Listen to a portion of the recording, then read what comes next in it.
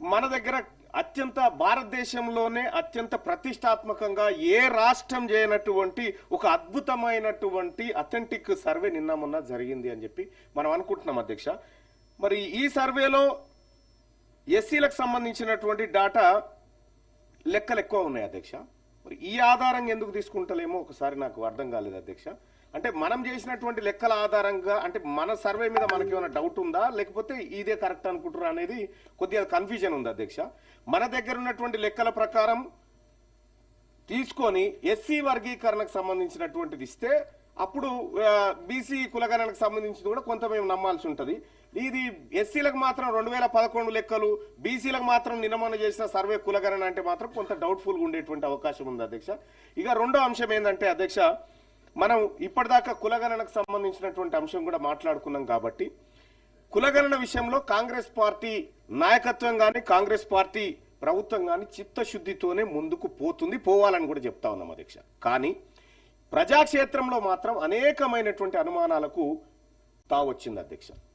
దానికి అనేక కారణాలు ఉన్నాయి.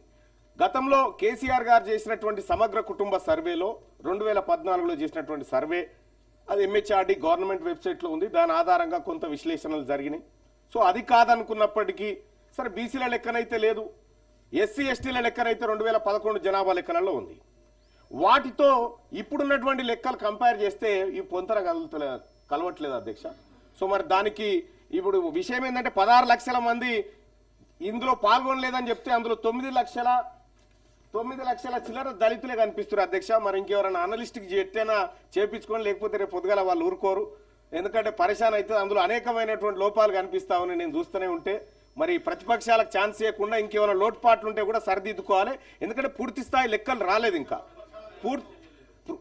పూర్తి స్థాయి లెక్కలు రాలేదు.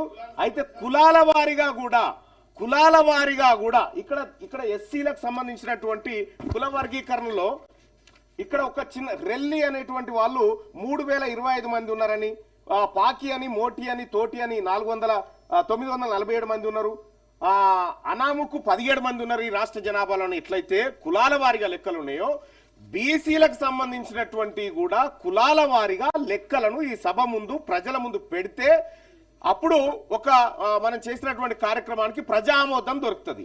లేదు అనుకుంటే కానీ ఇప్పుడు ఈ పత్రం అసలు నాకు అర్థం కాలేదు అధ్యక్ష. ఈ పత్రం ఒకటి పెట్టినాం మనం కానీ ఇది ఉందని మొన్న ఉత్తమ్ కుమార్ రెడ్డి గారే చెప్పారు గౌరవ మంత్రివర్యులు. మరి ఈడ గదే కనిపిస్తుంది, ఇంక కొత్తగా ఏం లేదు, ఏమైనా బిల్లు ఏమైనా పెడతారేమో నేను సంతోషంతో ఊరుకొచ్చిన అధ్యక్ష. ఇక్కడ బిల్లు కనిపిస్తలేదు, ఏం కనిపిస్తలేదు, మళ్ళా గదే ఉంది కథ. బెల్లు అంటలేదు. మా అధ్యక్షుల వారు మంచివారు కాబట్టే ఇక కొత్త సభ్యులకు కూడా ట్రైనింగ్ శిక్షణ కోసం అలాంటి చిన్న చిన్న సభ్యులకు కూడా ఇస్తా ఉంటారు అధ్యక్షులు. ఆయన గొప్పవారు. అయితే ఇక్కడ అధ్యక్ష అదే మీరు అథెంటిక్ కాదంటారు కదా, అది కేసీఆర్ గారి దగ్గర ఉన్నది, అది తీసుకొని రారి, అదేందో చూసిన తర్వాత చేద్దాం. 2014లో కేసీఆర్ గారు చేసినటువంటి సమగ్ర కుటుంబ సర్వే ఏదైతే ఉందో అది అథెంటిక్ కాదని చెప్పి ఇప్పుడు ఆ నాయకులు చెప్తున్నటువంటి మాటని వాళ్ళు ఎక్కడ సభలో ప్రవేశపెట్టలే, ఎక్కడ పెట్టలే.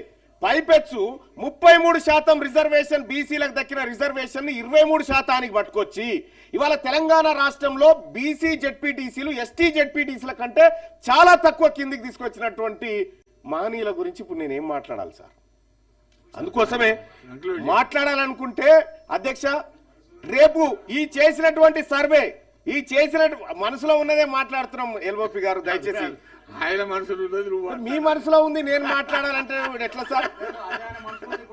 ఇప్పుడు నేను ఏమంటాను సార్, కనీసం తెలంగాణ రాష్ట్రంలో అధ్యక్ష సమగ్ర కుటుంబ సర్వే చేసినటువంటి వాళ్ళు తెలంగాణ రాష్ట్రంలో పందులు ఎన్నున్నాయో చెప్పారు కానీ బీసీలు ఎంత మందిరో చెప్పలేదు అధ్యక్ష. ఇప్పటి వరకు పందులు ఎన్నున్నాయో చెప్పారు కానీ ఈ రాష్ట్రంలో కుక్కలు ఎన్నున్నాయి, నక్కలు ఎన్నున్నాయో లెక్కలు చెప్పినటువంటి వాళ్ళు ఇవాళ కాంగ్రెస్ పార్టీ ప్రభుత్వం బీసీల లెక్కలను తీసుకొచ్చి మా ముంగడ పెడతా ఉంటే పాపం ఆపోజిషన్ లో ఉన్నటువంటి నాయకులు తీన్మార్ మల్లన్న గారు కూడా ఎస్ నా ప్రభుత్వాన్ని నేను స్వేచ్ఛగా అడుగుతా ఉన్నా 2011 లెక్కలు ఎస్సీ వర్గీకరణ కోసం తాజాగా బీసీల కోసం ఈ లెక్కలు ఎందుకు తీసుకుంటున్నారని నా ప్రభుత్వాన్ని నేను అడుగుతా ఉన్నా.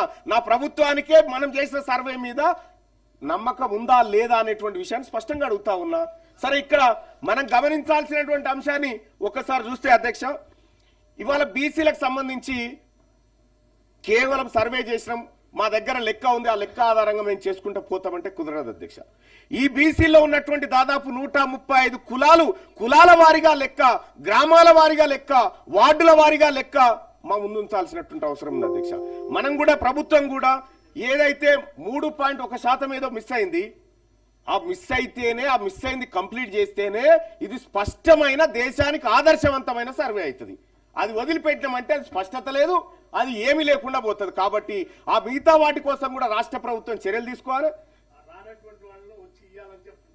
సో నేను కూడా రిక్వెస్ట్ చేస్తా ఉన్నా, మీ నాయకుడిని సభకు పట్టుకురాకపోయినా పర్వాలేదు, సర్వేలో నన్ను పాల్గొనవలసిందిగా మీ నాయకుడిని మీరు చెప్పాల్సిందిగా నేను కోరుతా ఉన్నాం.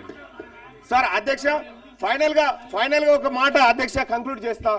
బీసీలకు సంబంధించినటువంటి అధ్యక్ష, ఈ బీసీలకు వెనకబడిన తరగతులు మేము క్యాస్ట్ కాదు అధ్యక్ష, క్లాస్. మేము బిగ్ క్లాస్, బీసీలం అంటే బిగ్ క్లాస్ అధ్యక్ష. నేను ఎందుకు చెప్తానంటే పెద్ద సంఖ్యలో ఉండేటువంటి మాకు ఒక పథకాన్ని అమలు చేయాలన్నా, లేకపోతే మాకు ఒక ఫలాన్ని అందించాలన్నా కనీసం లెక్కాపత్రం లేదు అధ్యక్ష. ఇప్పుడు ఇచ్చేటువంటి లెక్కాపత్రం ప్రామాణికంగా ఉండాలి. ఎక్కడైనా సంఖ్యల్లో పొరపాటు జరిగితే, ఎక్కడైనా డేటా ఎంట్రీ దగ్గర ఏమన్నా పొరపాట్లు జరిగితే సరిదిద్దుకోవడానికి కూడా సమయం ఉంది. ఎందుకంటే ఇప్పుడు మనం పూర్తి లెక్కలు పెట్టలేదు కాబట్టి. సో అట్లేమైనా మిస్ అయితే కూడా సరిదిద్దుకునేటువంటి ప్రయత్నం చేయాలి. ఎందుకంటే ఇది మా 50% పై చిరుకున్నటువంటి వర్గాలకు సంబంధించినటువంటి తలరాత అక్కడ ఉంది. ఆ తలరాత కరెక్ట్ గా ఉంటే మా జీవితాలు మారితే, ఆ తలరాత బరాబర్ ఉండాలని చెప్పి కోరుకుంటా ఉన్నాం అధ్యక్ష. ఫైనల్ గా ఒకటే మాట అధ్యక్ష, నేనైతే బిల్లు పెడుతురేమో, కేంద్రానికి పంపుతురేమో అని సంతోషంగా వచ్చిన అధ్యక్ష. మరి మళ్ళీ అది ఎప్పుడు పెడుతురో, మళ్ళీ ఎప్పుడు రావనో, ఆ పెట్టినప్పుడు మా బిగ్ క్లాస్ వాళ్ళకి ఎక్కువ సమయం ఇవ్వాలని కోరుకుంటా ఉన్నా అధ్యక్ష. జీవన్ రెడ్డి గారు, ఓన్లీ 1 minute. అధ్యక్ష, దళితుల్లో ఏదైతుందో సామాజికంగా ఆర్థికంగా వెనుకబడుతున్న గురవుతున్నటువంటి ఉపకులాలకు ప్రత్యేకించి ఏదైతుందో వర్గీకరణ ద్వారా వారికి న్యాయం చేయాలనేటువంటి భావనతోని